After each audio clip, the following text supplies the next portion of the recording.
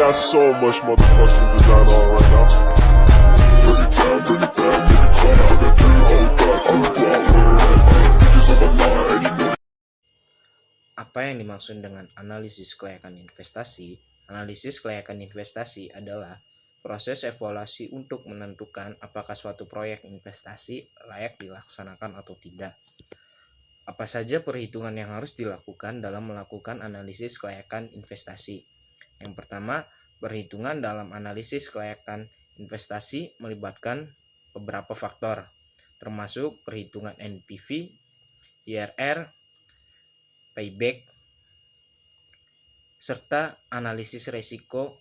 Semua ini membantu mengukur potensi keuntungan tingkat pengembalian dan risiko yang terkait dengan investasi tersebut. Kan apa itu aspek finansial, manfaat aspek finansial, dan input output aspek finansial.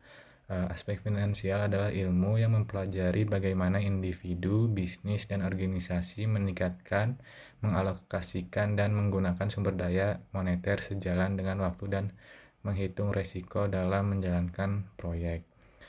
Sehingga manfaat yang didapatkan oleh perusahaan yaitu apakah perusahaan tersebut layak atau tidak didirikan dengan menganalisis kebutuhan modal.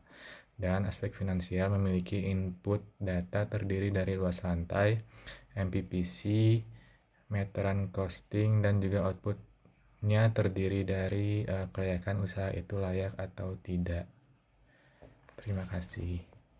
Di sini saya akan menjelaskan suatu kelayakan sebuah perusahaan. Yang pertama yaitu ada beberapa faktor seperti kita memperhatikan sebuah laporan keuangan, manajemen, industri, dan tren pasar.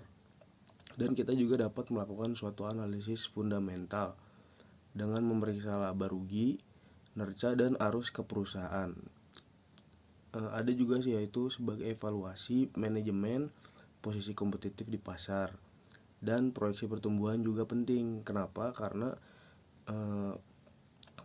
suatu perusahaan harus dilihat dengan perkembangan tersebut.